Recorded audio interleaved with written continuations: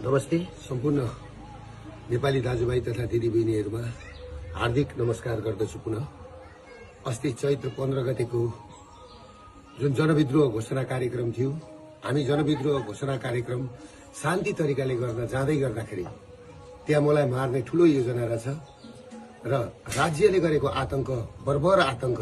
जो लघुवित्त पीडित थिए, सहकारी पीडित थिए, बैंक पीडित थिए र विदेश जाने परिवारका पीडितहरू थिए, सबैको हालत कस्तो थियो नेपालमा राज संस्था गएर हिन्दू राज्य गएपछि नेपालीहरूको हालत के भयो, त्यही आवाजलाई हामीले उठाएर बुलन्द गर्दै हामीले अघि बढाइसकेपछि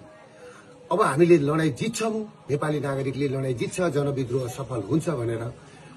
चैत 15 गते बिहानैदेखि विभिन्न वेशभूषामा युवा संघका केही व्यक्तिहरू र पुलिस प्रशासनका केही व्यक्तिहरू सिभिल ड्रेसमा हात हतियार सहित गएर अर्काको घरमा चढेर बिहानैदेखि घर कब्जा गरेर जुन घटना पुलिस प्रशासनले घटायो र हामी कार्यक्रम स्थल 1:30 बजे पुग्दै गर्दाखेरि कार्यक्रम स्थल पुग्नुभन्दा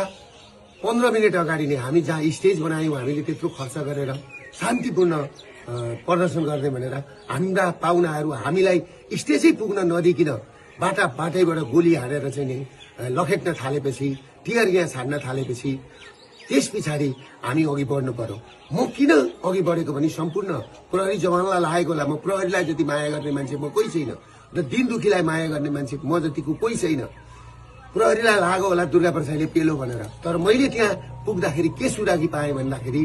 त्यहाँ माथि छतमा साफ सुटरहरू बसेर मलाई टार्गेट बनाएको भन्ने मैले बुझिसकेको थिएँ। र अर्को कुरो के थियो भन्दाखेरि मेरो कानको छेउबाट गोली गयो। तिनकुनेमा पुग्दाखेरि, मेन ठाउँमा पुग्दाखेरि, स्टेजको छेउमा पुग्दा र म त्यस पछाडि मैले कुरो बुझिसकेपछि मेरो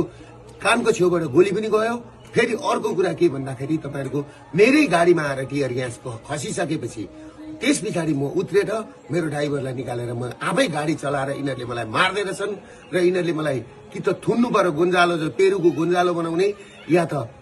बनाएर मलाई कि त थुन्नु पर्यो कि त मार्ने षड्यन्त्र गरेको मैले बुझिसकेपछि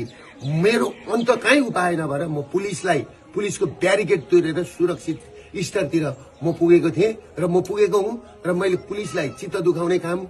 मैले गरेका छैन। आम सर्वसाधारणलाई म के भन्छु भने तपाईहरुले देख्नु भएको छ राज्य आतंक कसरी अघि बढिरहेछ। किनभने माओवादीको उसमा चाहिँ 3000 जति मान्छे आए अनि मान्छे आएनन् भनेर हाम्रा मान्छे बढी हुन्छन्। काठमाडौँमा हाम्रो त्यो दिन मान्छे 5 लाख मान्छे उत्रिदै थिए। हाम्रो पलङ्कीको मास आउन दिएन, हाम्रो